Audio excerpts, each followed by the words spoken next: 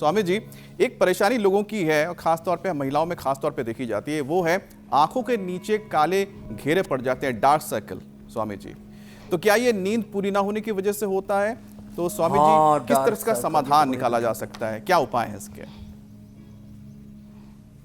इसमें तो अमित जी, मीनाक्षी जी, ज्योत्सना जी, ऐसा होता है डार्क सर्कल जब ज़्यादा बढ़ जाए, झाइयाँ ज़्यादा बढ़ जाएं, तो लोग पहले तो लीपापोती करने की कोशिश करते हैं, मेकअप, लेकिन वो गर्मियों में मेकअप भी पूछ जाता है और फिर देखो हकीकत कहाँ छुपाओगे।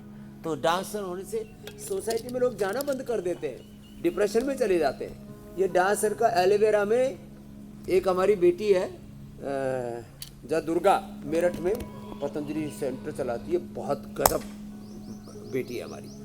उसको पूरा झाइयाँ और यहाँ काला काला, और मैंने कहा बेटा तो क्या करेगी? बोला आप ही बताओ। तो मैंने कहा तुम ऐसा करो, एलोवेरा के साथ अब नीम पत्ते लगा करके और कांति लेप लगा दो। कांति लेप और वो एलोवेरा नीम पत्ते के साथ लगाया, पूरा एकदम क्लीन, और एलोवेरा पी लिया लो।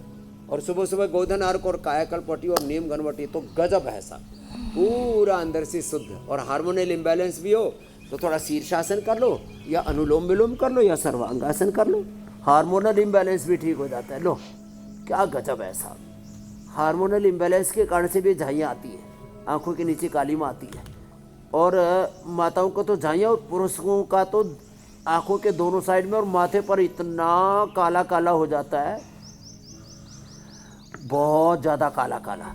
उस पर भी एलोवेरा लगा के करीब 5 मिनट मसाज किया करें, और कांति लेप रात को लगा करके सुबह धोया करें, ऐसे कर लिया करें। और थोड़ा नमक और मीठा, 5 तरह के जहर तो हम रोज़ मना करते हैं ना, सफ़ेद नमक, सफ़ेद चीनी, सफ़ेद गेहूँ, सफ़ेद चावल, और ये कलर लेस, टेस्ट लेस जो रिफाइंड ऑयल, इसकी जगह अब घी का, तिल का तेल, सरसों का तेल, नारियल का तेल, इतनी अच्छे अच्छे मिलेट्स हैं। और चीनी का विकल्प हनी है, गुड़ शक्कर है, वो भी थोड़ी मात्रा में। ऐसी चीज़ों का प्रयोग करें तो ज़िंदगी में फिर ये जहर नहीं घुलेगा, और ये जहर फिर फूट फूट के पूरे शरीर से निकलता रहता है।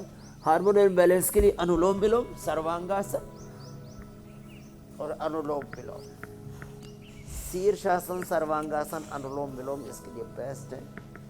और हार्मोनल इम्बैलेंस के लिए और नींद भी ना आती हो तो मेधावटी और ले लिया कर। नींद पूरी ना आने से भी आंखों के नीचे काला काला हो जाता है। हाँ, ये भी एक बात है। और एक बार जोर से ताली बजा लो, और एक बार हाथ से आसन कर लो।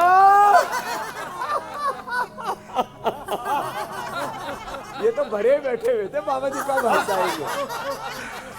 जो ऐसे हंसेंगे, चलो रिलैक्स। सुनो, जो खुश रहते हैं ना वो खूबसूरत रहते हैं। क्या बोला? जो खुश रहते हैं वो,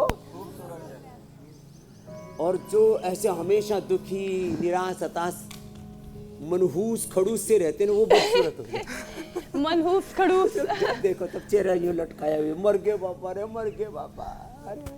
तभी तो हमने देखा है कि कभी कभी किसी के पास कुछ नहीं भी होता है तो वो इतना संतुष्ट होता है कि ऐसा लगता है कि पता नहीं करोड़ों की प्रॉपर्टी उनके पास है ना। और कभी कभी किसी के पास करोड़ों होते हैं तो भी ऐसा सड़ा हुआ समूह बना के रखता है कि जैसे सबसे गरीब व्यक्ति वही है। क्यों? क्योंकि खुश नहीं है। और अच्छी सेहत की निशानी भी है हमेशा खुश रहना। स्वामी जी, अब कुछ इन्फेक्शंस की बात भी कर लेते हैं। गर्मी में यीस्ट और फंगल इन्फेक्शन काफ़ी कॉमन है। नेचुरल तरीकों से इन्हें कैसे क्योर किया जाए, इनसे कैसे छुटकारा पाया जाए? फंगल इन्फेक्शन के लिए तो मैंने बताया जीरा और धनिया। अब गर्मियों में तो इसको रात को भिगो के सुबह पानी पी लो। जीरा और धनिया का पानी पीना गर्मियों में ठंडा हो जाता है। और सर्दियों में जीरा और धनिया सीधा पाउडर करके बिना सेके, सेकना नहीं है, रोस्ट भी थोड़ा सा हल्का सा कर लेना है, थोड़ा करारा सा हो जाता है, पीसने में इजी हो जाता है, टेस्टी भी लगता है। उसका उभर के आ जाता है तेल भी बाहर, ज़्यादा नहीं, थोड़ा सा हल्की सी आँच पे, मंदाग्नि पर। तो सब प्रकार के इन्फेक्शन से बचने के लिए आज मैंने चीज़ बताई, सबसे बड़ी एंटीबायोटिक है जीरा और धनिया में प्रॉपर। जीरा और अजवाइन, जीरा और अजवाइन, इसमें सबसे बड़ी antibacterial, anti fungal, anti pathogen property है। तो इसका पानी पी लेंगे। फिर ये आंवला, एलोवेरा और गिलोय, ये जो आंवला, एलोवेरा और गिलोय, जो भाई को गिलोय बच गई, ये गिलोय रही। हाँ, आंवला, एलोवेरा, गिलोय, तो भैया ईश्वर जीव प्रकृति वात पित्त कफ सत्व रजस तम, जब 3 है तो लो तीसरा। आज तो तेरी मौज हो रखी है। तो तीनों एक एक चम्मच सुबह सुबह पी लिया करें, इससे इम्यूनिटी भी बहुत अच्छी रहेगी। कोई बैक्टीरिया वायरस फंगस, और प्राणायाम पूरा किया करें। देखो इसमें कोई कंप्रोमाइज नहीं। आप दुखी लोगों की बात कर रहे थे। 2 तरह के दुखी लोग हैं, एक साधन संपन्न दुखी दरिद्र। क्या बोला? साधन संपन्न दुखी गरीब, और दूसरे साधनहीन दुखी दरिद्र। हमें कैसे बनना है? साधन संपन्न सुखी प्रसन्न। क्या बोला? साधन संपन्न सुखी प्रसन्न। ये है जीवन का राज।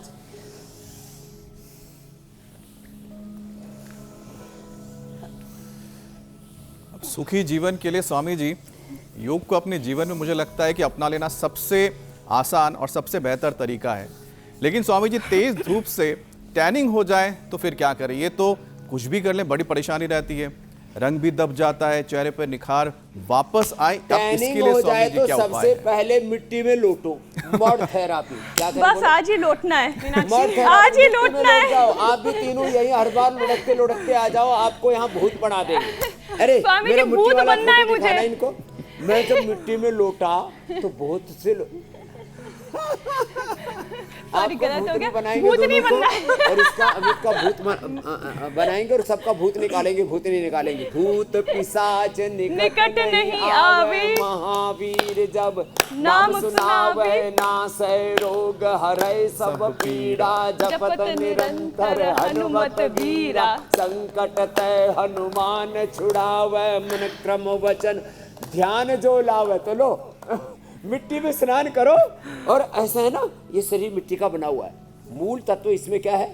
माटी का पुतला है ना ये। तो ने अजब रचा भगवान खिलौना माटी का। मिट्टी लगाओ और सारी ये डार्कनेस खत्म हो जाती है। सच में मिट्टी से ऐसा रूप निखरता है। तो गोधन अर्क पी लो, गंदगी है तो, नहीं तो गोघृत पान कर लो सुबह सुबह। मिट्टी लेप लगाओ एक करीब 45 मिनट से लेकर के 1 घंटे तक। अच्छा स्वामी जी, मिट्टी कैसी होगी ये बता दीजिए। गले तक लोग आस पड़ोस जाके खुदाई शुरू कर देंगे मिट्टी के लिए, लेने के देने पड़ जाएंगे।